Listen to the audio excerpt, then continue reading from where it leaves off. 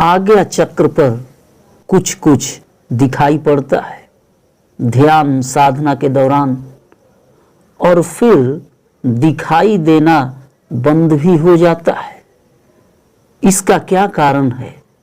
क्योंकि साधना आगे नहीं बढ़ पा रही।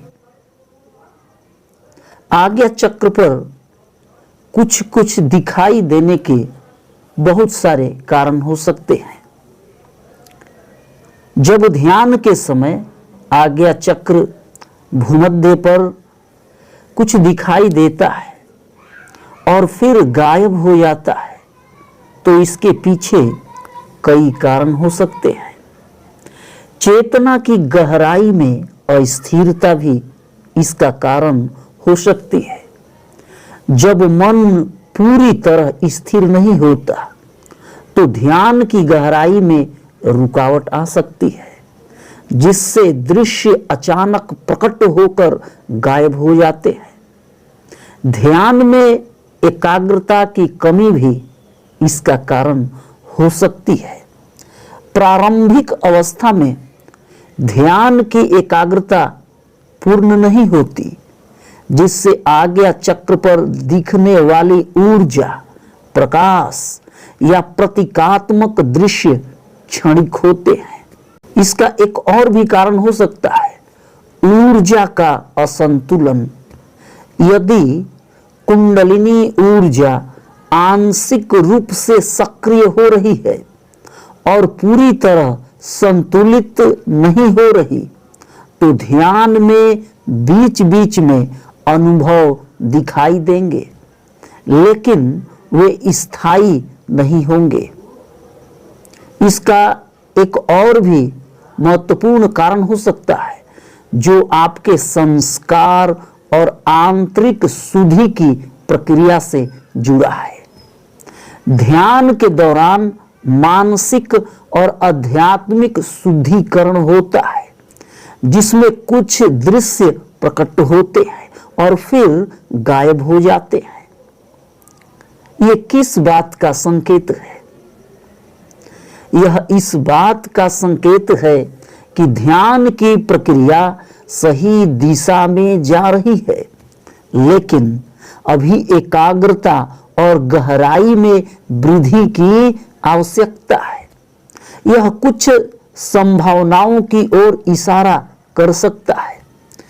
तीसरी आंख का आंशिक जागरण। जब आज्ञा चक्र पर कुछ अनुभव होता है, तो यह इस बात का संकेत है कि तीसरी आंख सक्रिय हो रही है, लेकिन अभी पूरी तरह खुली नहीं है।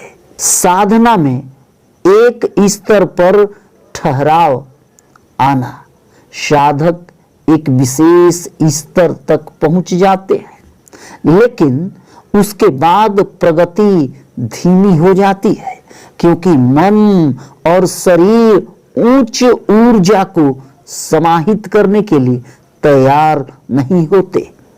गहरे संस्कारों की रुकावट, यह भी एक बहुत बड़ा कारण है। पूर्व जन्मों के कर्म और अवचेतन मन की गहरी ग्रंथियां ध्यान में आगे बढ़ने में बाधा बन सकती है। आत्मा के मार्गदर्शन का संकेत भी हो सकता है। यदि आप बार बार कुछ संकेत या प्रकाश का अनुभव कर रहे हैं, तो यह उच्चतर चेतना से आने वाला एक संदेश भी हो सकता है। अब जो सबसे बड़ी चिंता का जो विषय है, वह है आपकी साधना आगे क्यों नहीं बढ़ पाती। ध्यान साधना में ठहराव आने के कई कारण हो सकते हैं। एकाग्रता का अभाव भी हो सकता है। यदि मन चंचल रहता है और बाहरी या आंतरिक विचारों में उलझा रहता है, तो ध्यान में गहराई प्राप्त नहीं होती। सात्विक जीवन शैली की कमी भी हो सकती है। यदि साधना के साथ आहार, विचार और आचरण में शुद्धता नहीं है तो ध्यान की गहराई बाधित हो सकती है। नाड़ी शुद्धि का अभाव भी इसका एक बड़ा कारण हो सकता है। जब ईड़ा, पिंगला और सुषुम्ना नाड़ी पूरी तरह शुद्ध नहीं होती तो ऊर्जा का प्रवाह बाधित होता है और ध्यान में ठहराव आ जाता है। धैर्य और निरंतरता की कमी भी हो सकती है। ध्यान में प्रगति धीरे धीरे होती है, लेकिन यदि साधना में निरंतरता नहीं है तो साधना में ठहराव आ सकता है। गुरु मार्गदर्शन का अभाव भी इसका एक बड़ा कारण होता है। ध्यान और साधना में प्रगति के लिए सही मार्गदर्शन आवश्यक होता है। यदि मार्गदर्शन सही नहीं है तो उन्नति में बाधाएं आ सकती हैं। ध्यान साधना में प्रगति प्राप्त करने के लिए आपको क्या करना चाहिए? यदि आप ध्यान में गहरी प्रगति चाहते हैं तो कुछ उपाय आप अपना कर देखें। एकाग्रता और ध्यान की गहराई को बढ़ाएं। इसके लिए आप त्राटक साधना करें।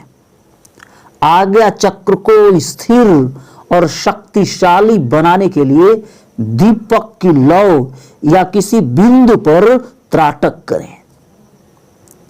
सांसों का अवलोकन करें। ये एक प्राणायाम की तरह ही होता है। आपको अपनी सांसों का अवलोकन करना है। प्राणायाम और अनुलोम विलोम से चित्त की स्थिरता बढ़ाएं। ध्यान रहे, अनुलोम विलोम प्राणायाम आपके ईड़ा, पिंगला, सुषुम्ना इन तीनों नाड़ियों पर काम करता है। जब आप अपने दोनों नासिका छिद्रों से अल्टरनेट बारी बारी जब आप सांस अंदर भरते हैं, बाहर छोड़ते हैं, तो इससे आपकी ईड़ा और पिंगला नाड़ियां संतुलित होती हैं। बराबर रूप से जब चलना शुरू करती हैं तो अपने आप ही सुषुम्ना नाड़ी भी एक्टिवेट होनी शुरू होती है। यही सुषुम्ना नाड़ी आपके आज्ञा चक्र और उससे ऊपर निकल जाती है। आज्ञा चक्र में ये बहुत ही संकरे मार्ग से गुजरती है, क्योंकि आज्ञा चक्र सबसे छोटा चक्र है, लेकिन यह सहस्त्रार चक्र में जाकर विलीन हो जाती है। लेकिन यदि आप अपने सांसों का अवलोकन करें ध्यान साधना के दौरान, और वह भी अनुलोम विलोम प्राणायाम के साथ साथ, तो अपने आप ही आज्ञा चक्र में स्पंदन होना शुरू हो जाता है। आपका आज्ञा चक्र स्टिमुलेट होना शुरू हो जाता है। आप अष्टांग योग का पालन करें। इसमें मुख्य रूप से यम, नियम, ध्यान और समाधि की ओर बढ़ें। आप सुबह सुबह ब्रह्म मुहूर्त में उठें और स्नान करने के बाद आप पहले प्राणायाम करें। प्राणायाम करने के बाद ही आप ध्यान करें। इसके बाद आप समाधि की ओर आगे बढ़ें। ऊर्जा संतुलन और नाड़ियों को कैसे शुद्ध करें? ऊर्जा को संतुलित करना बहुत ही जरूरी है, और क्योंकि इसी ऊर्जा के साथ आपकी नाड़ियां जुड़ी होती हैं, इन नाड़ियों में ही ऊर्जा का प्रवाह होता है। तो प्राणायाम करें, विशेष रूप से नाड़ी शोधन प्राणायाम, भस्त्रिका, कपालभाति प्राणायाम।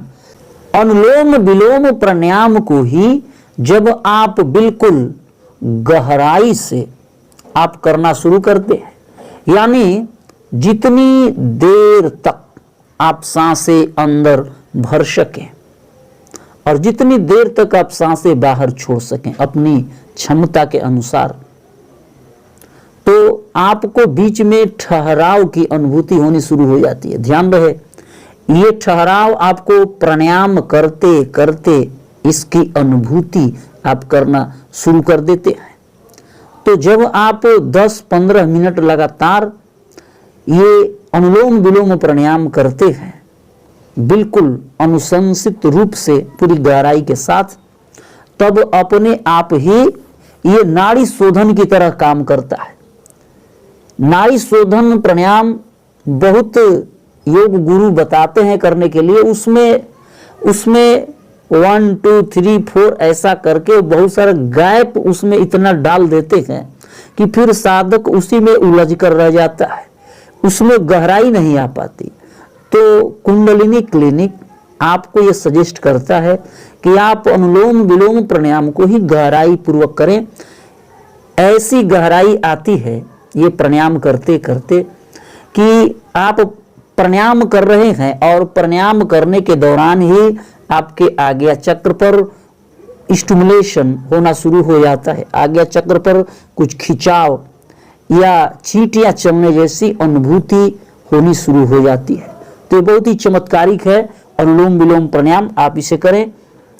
और आप भ्रामरी प्राणायाम और ओम का भी जाप करें, क्योंकि ये सीधे सीधे आपके ब्रेन पर काम करता है। भ्रामरी प्राणायाम आप अपने दोनों कानों में अपना अंगूठा डाल दें। इस प्रकार आप अंगूठा डालें कि बाहर की वायु अंदर प्रवेश न करे, बाहर की आवाजें आपके अंदर प्रवेश न करें, ताकि जो भी गूंज पैदा हो आप उस गूंज को अपने ब्रेन में गूंजता हुआ आप महसूस कर सके।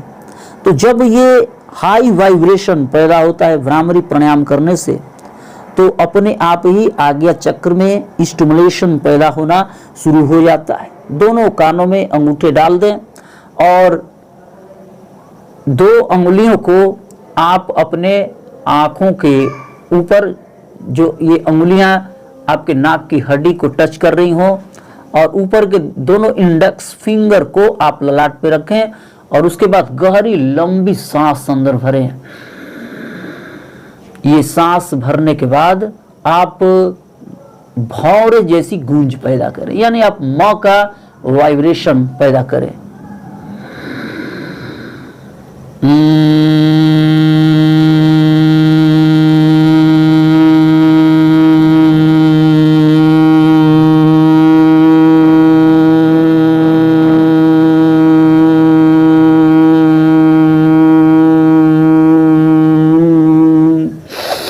आप इस गूंज को अपने ललाट के पास, अपने पूरे ब्रेन में आप इसकी अनुभूति करें। कम से कम 11 बार आप इसका अभ्यास अवश्य करें, क्योंकि यह पूरी तरह आपके ब्रेन में काम करता है, जहां आपका आज्ञा चक्र है, जो प्रकाश का केंद्र है। अब आपको ओम मंत्र का भी जाप करना चाहिए, क्योंकि ये जो भ्रामरी प्राणायाम है यह तो केवल ब्रेन में काम करता है, क्योंकि इसमें केवल म की गूंज पैदा होती है। तो म की गूंज आपके ब्रेन में गूंजती है, ब्रेन सेल्स को एक्टिवेट करती है, वाइब्रेट करती है। लेकिन जब आप ओम का उच्चारण करते हैं तो ये ओम आपके नाभि से गूंजना शुरू होता है। फिर ये नाभि से गूंजने के बाद हृदय में गूंजता है, उसके बाद आपके ब्रेन में गूंजता है। यानी अ का वाइब्रेशन, ओम का जो अ है वो आपकी नाभि में गूंजता है, ऊ आपके हृदय में और म आपके ब्रेन में। यानी कुल मिलाकर ये आपके 3 ऐसे चक्रों पर काम करता है जो कि आपकी आध्यात्मिक ऊर्जा, वाइब्रेशन, फ्रीक्वेंसी, सेंसेशन को बढ़ा देते हैं। तो गहरी लंबी सांसें भरें और इसका भी आप 11 बार आप उच्चारण करें। ध्यान रहे, जब भी उच्चारण करना हो तो गहरी लंबी सांस भरें, उसके बाद ही आप इसका उच्चारण करें।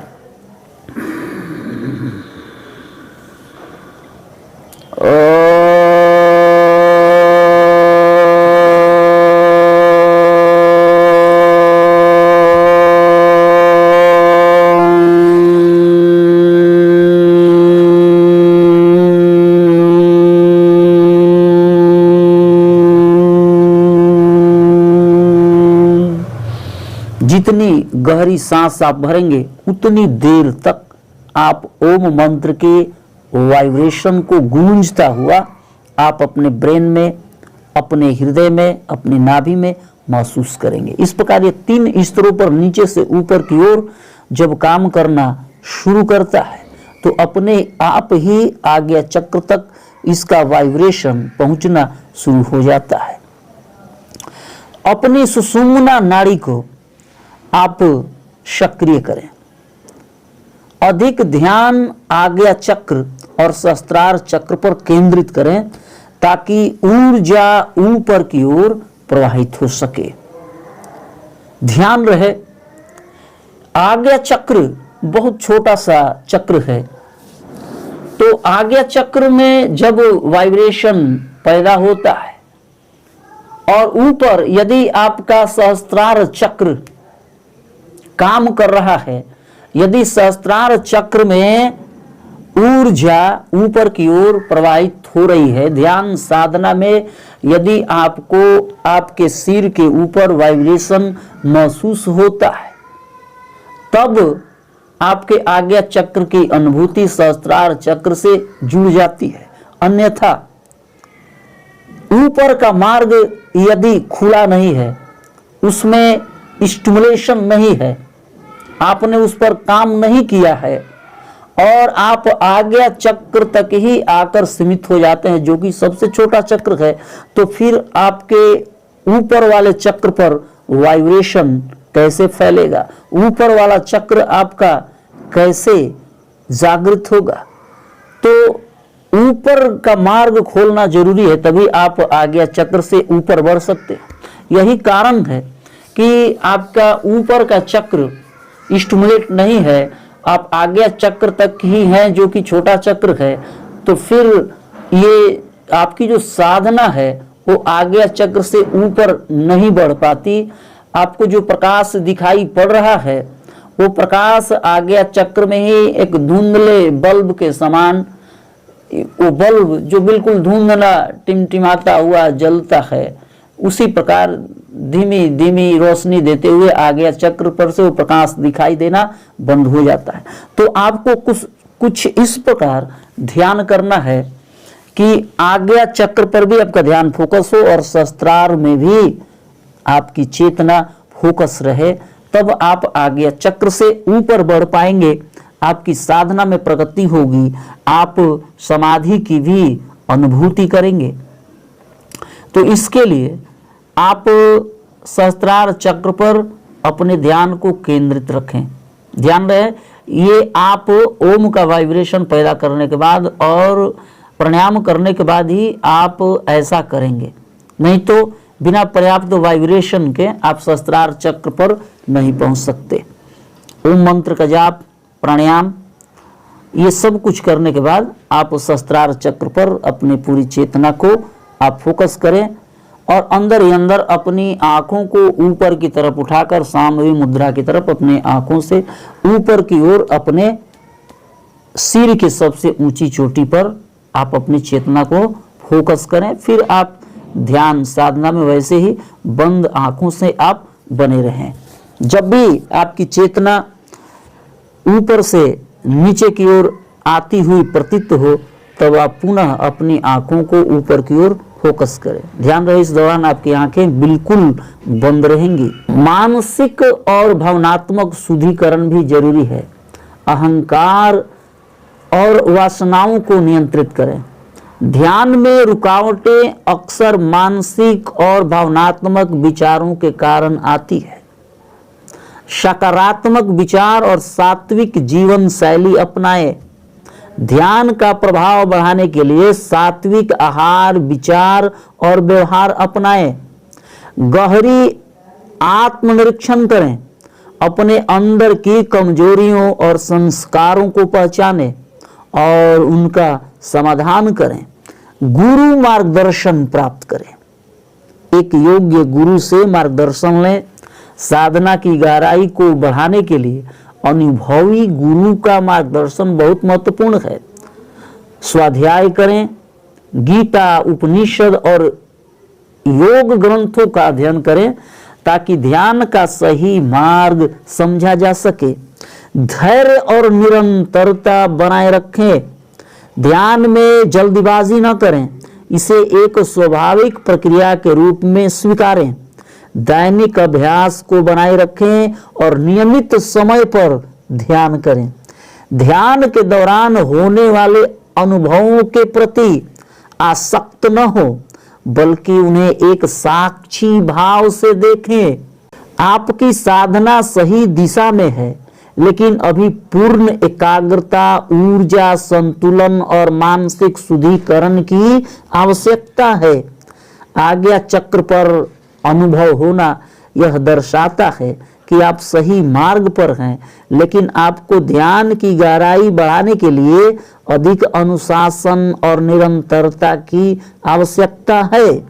सात्विक जीवन शैली, प्राणायाम और गुरु मार्गदर्शन के साथ साधना को निरंतर आगे बढ़ाते रहें। और सबसे जो बड़ी बात है, यह जो आज्ञा चक्र है, ये प्रकाश का केंद्र है, लेकिन प्रकाश से भी जो नीचे है, प्रकाश तो बहुत सूक्ष्म है, तो पहले आप स्थूल को पकड़ें। स्थूल ध्वनि तरंगे होती है और प्रकाश बहुत ही सूक्ष्म तरंगे हैं। तो पहले आपको अपने अंदर ध्वनि तरंगों की समझ विकसित करनी होगी। आपको अपने अंदर ध्वनि वाइब्रेशन को बढ़ाना होगा। तो इसके लिए आप केवल और केवल पहले स्तर पर आप ओम मंत्र का जप करें। ओम मंत्र का वाइब्रेशन आप जितनी देर तक फैला सकते हैं अपने अंदर फैलाएं। फिर वही ध्वनि तरंगे प्रकाश तरंगों में बदल जाती है, और ये ऐसी प्रकाश तरंगे होती हैं जो एक ठहराव उत्पन्न करती है आपके आज्ञा चक्र पर। क्योंकि जब ध्वनि तरंगों से आज्ञा चक्र स्टिमुलेट होना शुरू होता है, तो प्रकाश तरंगों का भी ठहराव वहां उत्पन्न होता है। आपको जो ये प्रकाश दिखाई पड़ रहा है, कुछ कुछ जो छवियां आपको दिखाई पड़ रही है, उनका ठहराव आपके मस्तक ललाट पर आज्ञा चक्र पर होना शुरू हो जाएगा। तो इस प्रकार आप प्रतिदिन ध्यान साधना करें। किसी मार्गदर्शन की आवश्यकता हो तो आप चैनल मेंबरशिप अवश्य ज्वाइन करें। आप प्रतिदिन ध्यान करें। आपकी ध्यान साधना सहज, सुखद और आनंददायक हो। ध्यान में आपका परम मित्र संतोष सक्सेना।